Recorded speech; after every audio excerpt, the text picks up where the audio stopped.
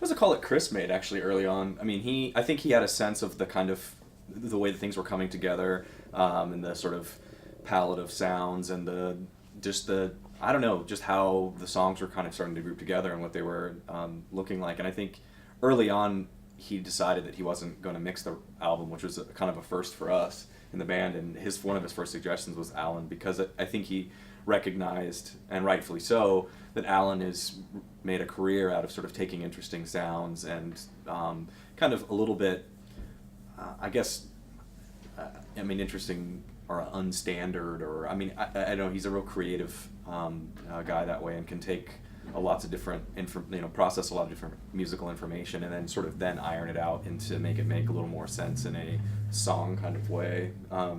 So he seemed, we basically just followed Chris's lead on that. When he said Alan, we said great. He's mixed a lot of albums that we've loved over the years, for sure. Yeah.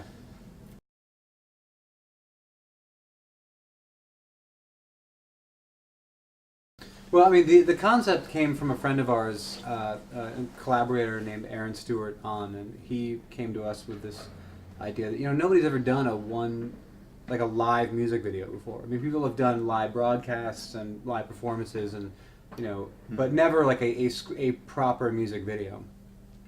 So we kind of shepherded his idea, and with Atlantic's help, and also this a great director named Tim Nakashi who directed it. We spent the weekend rehearsing and putting it together, and then we went live at 4 p.m. and thankfully everything went perfectly fine. Everything went probably better in that take than it had gone the entire rehearsal, which is lucky us. Yeah. But I think also too the world we live in today is frustrating because of how easily and quickly people can get information, and how the fact that people don't necessarily have to wait for anything anymore. They can have everything immediately, and the internet also is kind of worked to the demise of record sales as we've known them. And these are all things that are kind of unfortunate. People's private lives have been kind of invaded a little bit more now than they were 10 or 15 years ago. But at the same time, the silver lining is we live in a world now where ideas like this can be brought to fruition, and they can happen. And if we would have tried to do this 10 years ago, or 15 years ago, we would have had to find a TV network that was willing to broadcast this. We'd have to kind of and just trying to find a network willing to do something like this, or a cable network, whatever, would be that would be more difficult and probably creatively stifling than the ability to just do it over the internet without needing a broadcast partner, so to speak. So in that sense, it's one of the great things about where technology has taken us, that ideas like this can be pulled off.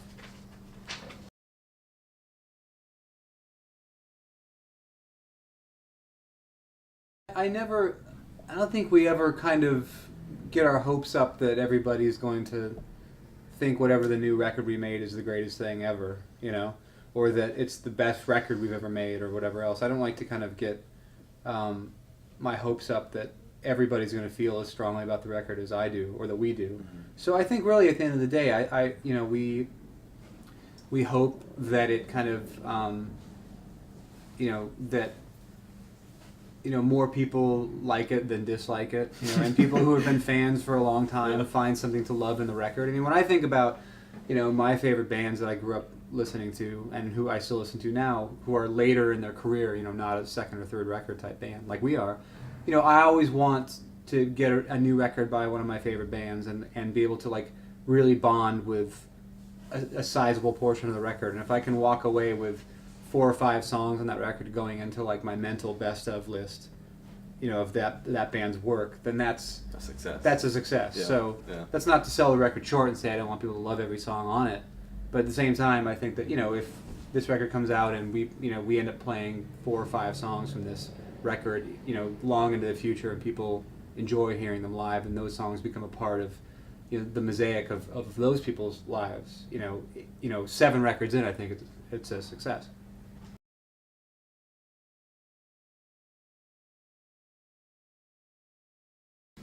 It's called Live from Bellingham. It's coming out actually right at the end of May, same time as our album. And we recorded 2 shows and then condensed it, cut it into one concert for in Bellingham, Washington, where we all went to college and sort of met and formed in 1997. It was that long ago. So we had actually there's a great theater there called the Mount Baker Theater that sort of was suitable for what we wanted to do, and had Brendan Canty and Christoph Green are 2 guys that run a film company called Trixie Films, and they came and shot it all, did a great 5.1 audio mix of it, and there's a little mini documentary kind of before it that follows us around. I wouldn't call it our hometown necessarily, but for lack of a better way of describing where it's we're where from. it's where we began. Yeah. So in that sense, it's our hometown, but it's not. Yeah. But I think that we have to be very careful of not claiming that. Yeah. We kind of come back to Bellingham like conquering heroes, and Yeah. like that. We haven't lived there for. Yeah. Since 1999, I think. No, yeah, that's when we So, left. yeah.